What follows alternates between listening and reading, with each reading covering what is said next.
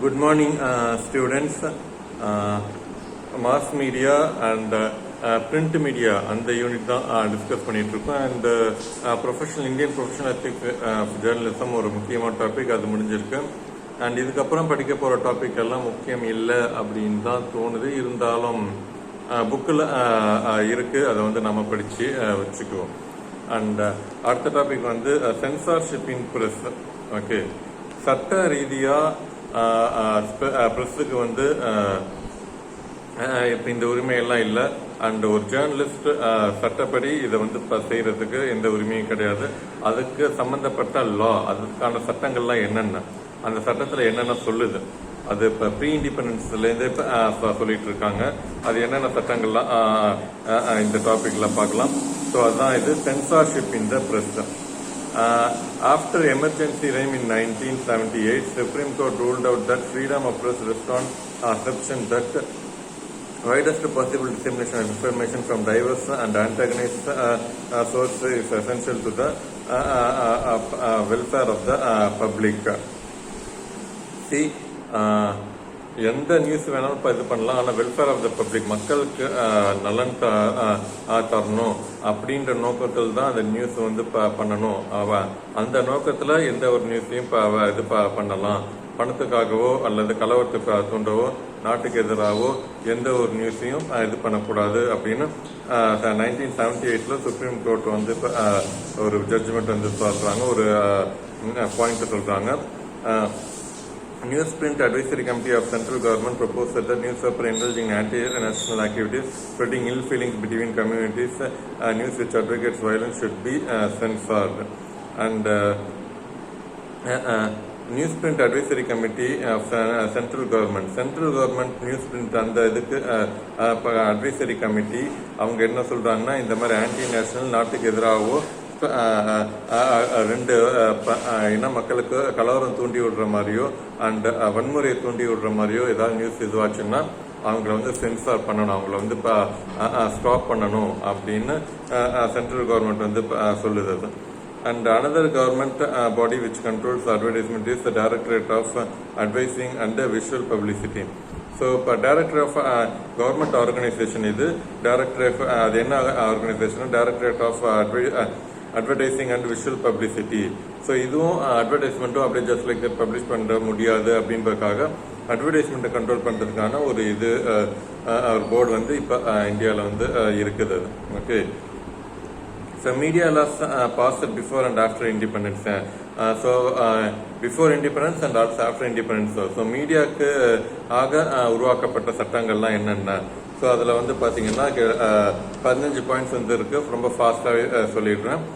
The Indian Penal Code 1860 makes sure that no one can spread rumors and violence among citizens. So இப்போ மீடியாவில் first before independence 1860ல் Indian penal code 1860 அப்படின்ற ஒரு லா வந்து pass பண்ணுறாங்க. அந்த சட்டத்தின்படி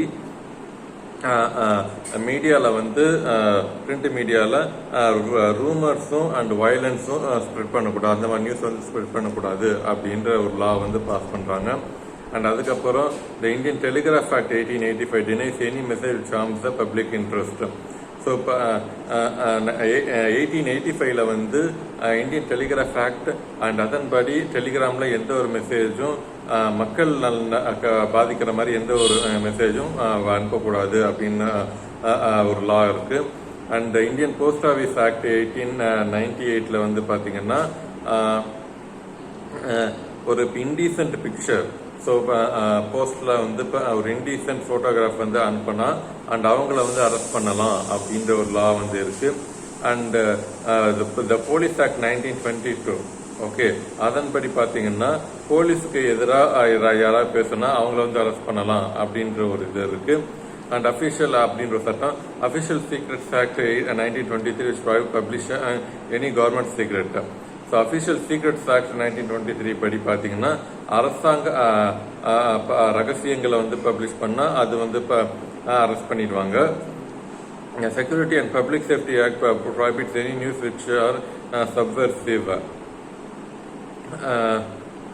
Security and Public Safety Act prohibits any news which are subversive.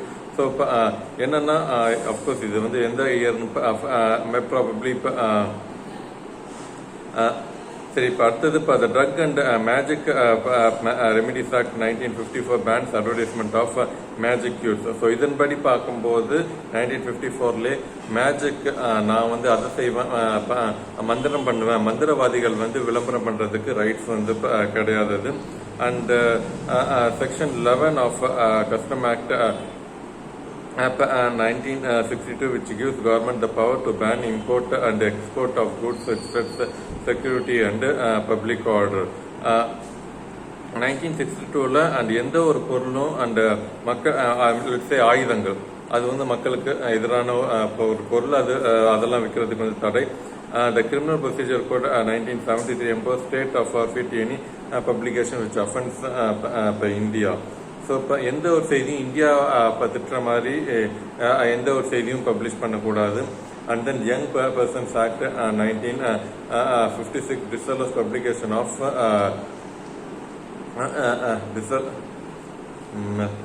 disallows publication of any literature likely to encourage anti-social tendencies among children.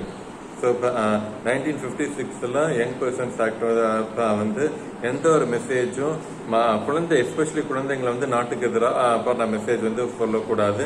And contempt of court act 1971 bans any publication which infers judiciary administration. So court சொன்ன ஜட்ஜ்மெண்ட்டுக்கு இப்போ எதிராக எந்த ஒரு லா நியூஸும் publish பண்ணக்கூடாது. இது இப்போ 1971 கொண்டு வந்த சட்டம். And the Copyright Act 1957 which protects the original work of artist and musician and the films. So 1957 act படி பார்த்தீங்கன்னா இது ரைட்டர்ஸ், மியூசிஷியன், மியூசிக் அந்த காப்பிரைட், இந்த டியூன் என்னோட தான், இந்த கதை என்னோட தான் அப்படின்ற அந்த காப்பிரைட் வந்து கொடுக்குறாங்க. Indecent Representation of Women Act 1986, the National Security Act 1980 and Unlawful Activities Act 1967. இந்த மாதிரி நிறைய லாஸ் வந்து மீடியாவுக்காகவே இது பண்ணியிருக்காங்க. அண்ட் ஸோ இந்த சட்டங்களுக்கு எதிராக மீடியா வந்து எந்த நியூஸும் பப்ளிஷ் பண்ணக்கூடாது. ஓகேங்களா. அடுத்த டாபிக் வந்து press ownership and media conglomerates. So இதன்படி பார்த்தீங்கன்னா இது வந்து ப்ரெஸ் ஓனர்ஷிப் யாரெல்லாம் ஓனர் மீடியாவுக்கு வந்து ஓனராக இருக்காங்க அப்படின்னு பார்த்தீங்கன்னா from the beginning with Hickey and Buckingham's newspaper or print media, the print media have been controlled and owned by private commercial enterprise. Nowhere in the history of mass media it is owned by government. Okay. So India oda history படி வரலாறு படி பார்த்தீங்கன்னா media வந்து எப்போவுமே private ஓனர்ஷிப்பில் தான் இருக்கு. And government கிட்ட இந்த மீடியா வந்து கவர்மெண்ட் மீடியா அப்படின்லாம் இருந்ததே கிடையாது. இப்போ first channel, Podhigai channel, Doordarshan இதெல்லாம் கவர்மெண்ட் சேனல், இதெல்லாம் கவர்மெண்ட் டிவி சேனல். ஓகே. ஆனால் பிரிண்ட் மீடியா இந்த பத்திரிக்கை வந்து கவர்மெண்ட் அரசாங்க பத்திரிக்கை, இது வந்து இப்போ கவர்மெண்ட் ஜேர்னலிசம் அப்படின்னு இந்தியாவில் ப்ரீ இண்டிபெண்டன்ஸ் ஏராலேருந்து ஆஃப்டர் இண்டிபெண்டன்ஸ் சுதந்திரத்துக்கு முன்னாடிலேருந்து சரி, சுதந்திரத்துக்கு அப்புறமும் சரி, இந்த மீடியா, இந்த பிரிண்ட் மீடியா வந்து கவர்மெண்டோட இது அப்படின்லாம் இல்லை. ஃபுல் அண்ட் ஃபுல் பிரைவேட்டோடைய இதுதான் அது. ஓகே. அண்ட் டிவி சேனல் வேணா தூர்தர்ஷன் அண்ட் இப்போ பொதிகை சேனல் இது வந்து கவர்மெண்ட் சேனலாக இருக்கும். பட் நியூஸ் பேப்பர் அப்படின்னு பார்த்தீங்கன்னா இது வந்து கவர்மெண்ட் நியூஸ் பேப்பர் அப்படின்னு இந்திய வரலாறுல வந்து இப்போ இருந்ததே கிடையாது.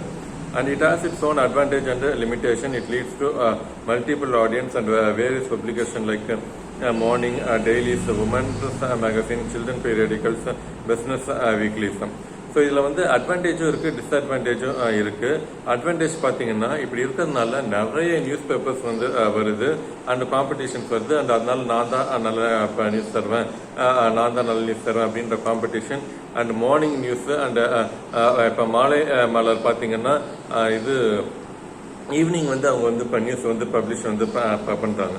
அண்ட் சில்ட்ரன்ஸ் பீரியட், குழந்தைகள் பத்திரிகைகள் அண்ட் பிஸ்னஸ் அண்ட் பெண்கள் பத்திரிகை அப்படின்னு இவ்வளவு வெரைட்டி வந்துருக்குன்னா அது இந்த பிரைவேட்டைசேஷன் தான் காரணம் அது.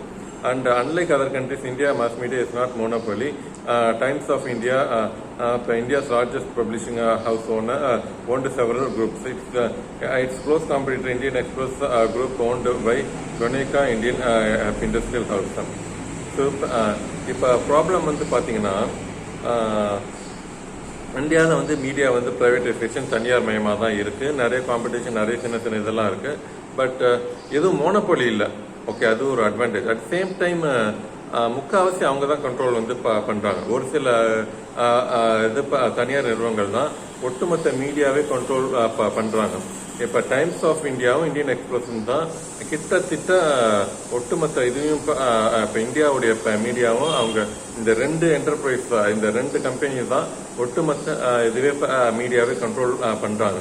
டைம்ஸ் ஆஃப் இந்தியாவும் அண்ட் இந்தியன் எக்ஸ்பிரஸ். ஸோ இப்போ தினமணி பார்த்தீங்கன்னா இந்தியன் எக்ஸ்பிரஸுடைய பிரான்ச் தான் அது. ஓகே, அண்ட் நார்த் இந்தியா பொறுத்த வரைக்கும் full and full Times of India தான் ஃபுல்லாக கண்ட்ரோல் பண்ணுறாங்க. ஸோ இவங்க ரெண்டு பேருக்குள்ள காம்படிஷனில் அண்ட் ஆனால் ரெண்டு பேர் தான். ஆனால் ஒட்டுமொத்த மீடியாவும் அவங்க கண்ட்ரோலில் வந்து வச்சுருக்காங்க.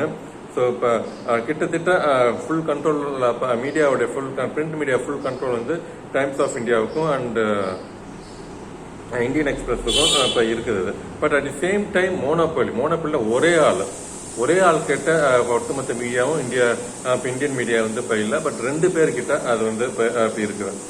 But same to ownership under hands of few groups. Mostly news paper have TV channels and TV channels have news paper. Sun network, Star network are powerful media owners. And இப்போ நாட்கள் செல்ல நியூஸ் பேப்பர் வந்து TV channel வச்சிருக்கிறோம், news paper வச்சிருக்கிறோம். Okay, அந்த ரேஞ்சுக்கு வந்து media வந்து இப்போ வந்துடுச்சு அது. ஓகே, இப்போ சன் நெட்வொர்க் பார்த்தீங்கன்னா இப்போ என்ன சொல்றது, சவுத் இந்தியா வந்து டிவி சேனலில் பார்த்தீங்கன்னா இப்போ சன் நெட்வொர்க் தான் சவுத் இந்தியாவே கிட்டத்தட்ட ஃபுல்லாக கண்ட்ரோல் பண்ணுது. அந்த ரேஞ்சுக்கு இப்போ உதயா டிவியும் சரி. அண்ட் இப்போ இந்த 4 ஸ்டேட்ஸில் தமிழ்நாடு, இப்போ ஆந்திர பிரதேஷ், அப்கோர்ஸ் தெலுங்கானா அண்ட் இப்போ கர்நாடகா, கேரளா எல்லாத்துலேயுமே பார்த்தீங்கன்னா சன் நெட்வொர்க் வந்து ஃபுல் பயங்கரமாக இப்போ டிவி சேனலில் வந்து ஃபுல் கண்ட்ரோல் வந்து பண்ணியிருக்காங்க. ஓகே, ஸோ இப்போ சவுத் இந்தியா பொறுத்த வரைக்கும் சன் நெட்வொர்க் தான் பவர்ஃபுல்லான இப்போ டிவி சேனலாக இப்போ இருக்குது அது. ஓகே, தமிழ்நாட்டில் தான் சன் டிவி தான் இப்போ இது ஒரு பிரபலமான டிவி சேனல் இல்லை. அண்ட் இப்போ தெலுங்குலையும் சரி, இப்போ அண்ட் கன்னடாலையும் சரி சன் நெட்வொர்க் தான் பவர்ஃபுல்லான டிவி சேனலாக இருக்கு. அவங்க வந்து நியூஸ் சேனலும் வச்சுருக்காங்க, பிரிண்ட் மீடியா வச்சுருக்காங்க. இப்போ பார்த்தீங்கன்னா நார்த் இந்தியாவில் பார்த்தீங்கன்னா ஸ்டார் நெட்வொர்க் வந்து ஃபுல்லாக பவர்ஃபுல்லாக இருக்கு. ஸோ ஸ்டார் டிவி அண்ட் இப்போ ஸ்டார் நியூஸ் சேனல் அப்படின்னு ஃபுல்லாக அவங்க கண்ட்ரோலில் தான் எல்லாமே இருக்குது. இதில் அட்வான்டேஜும் இருக்குது, டிஸ்அட்வான்டேஜும் இப்போ இருக்குது. பட் மோனோபோலியும் இருக்கக்கூடாது, மோனோபோலி கண்டிப்பாக இருக்கக்கூடாது. பட் அட் சேம் டைம் நிறைய டிவி சேனல்ஸ் அண்ட் நிறைய இது வந்து இப்போ நிறைய டிவி சேனல்ஸ் அண்ட் இப்போ நிறைய காம்படிஷன் இருந்தால் மக்களுக்கு வந்து நல்லது. ஆனால் மோனோபோலி இல்லை, ஒருத்தர்கிட்டே ஃபுல் மீடியாவும் இல்லை. பட் ஒரு சில பேர்கிட்ட, ஒரு 4-5 பேர்கிட்ட மீடியா டோட்டல் மீடியாவும் கண்ட்ரோல் வந்து இப்போ இந்தியன் மீடியா வந்து அவங்க கண்ட்ரோல் வந்து இருக்கு. Okay, and business press, business magazines பற்றி இருக்கு. India there is no separate business magazine. Times of India has Economic Times, Indian Express has Financial Express, Hindu has Business Line. Thus media is under control of few organizations. See, business magazine அப்படின்ற ஒரு magazine வந்து ரொம்ப ரொம்ப முக்கியமான magazine. Share market and என்ன business பண்ணலாம், இப்போ என்ன பிஸ்னஸ் பண்ணலாம், அண்ட் இப்போ இந்த மீடியா வந்து இந்த ஃபோர்ட் கம்பெனிக்கு நஷ்டமான இது லாபமா அண்ட் பிஸ்னஸ்ல என்ன லாபம், இதுவா புதுசாக ப்ராடக்ட்ஸ்லாம் என்ன, இந்த இதெல்லாம் பிஸ்னஸ் நியூஸ். இது வந்து பிஸ்னஸ் மேகசினா தனியாக இருக்குது. ஆனால் இந்த பிஸ்னஸ் மேகசினும் ஒரு தனியான ஒரு என்டர்பிரைஸ் ஒரு கம்பெனி கிட்ட எல்லாம் இல்லை. அண்ட் ஏற்கனவே நியூஸ் பேப்பர் பப்ளிஷ் பண்ணிட்டு இருக்க Times of India, Indian Express, Hindu இவங்க தான் பிஸ்னஸ் மேகசின் பப்ளிஷ் பண்ணுறாங்க. வேற யாருமே இந்தியாவில் வந்து பிஸ்னஸ் மேகசின் பப்ளிஷ் பண்ணுறதே இல்லை. ஸோ இப்போ Times of India news paper வச்சுருக்காங்க, அவங்களே பிஸ்னஸ் மேகசினும் பப்ளிஷ் பண்ணுறாங்க. அண்ட் ஹிந்துவும் இப்போ இந்தியன் எக்ஸ்பிரஸும் நியூஸ் பேப்பர் பப்ளிஷ் பண்ணுறாங்க, அவங்களே பிஸ்னஸ் மேகசின் பப்ளிஷ் பண்ணுறாங்க. ஸோ இப்போ டைம்ஸ் ஆஃப் இந்தியா வந்து என்ன பிஸ்னஸ் மேகசின் பப்ளிஷ் பண்ணுறாங்கன்னா எக்கனாமிக் டைம்ஸ் வந்து பப்ளிஷ் பண்ணுறாங்க. இந்தியன் எக்ஸ்பிரஸ் பார்த்தீங்கன்னா இது இப்போ ஃபைனான்ஷியல் எக்ஸ்பிரஸ் வந்து பப்ளிஷ் பண்ணுறாங்க.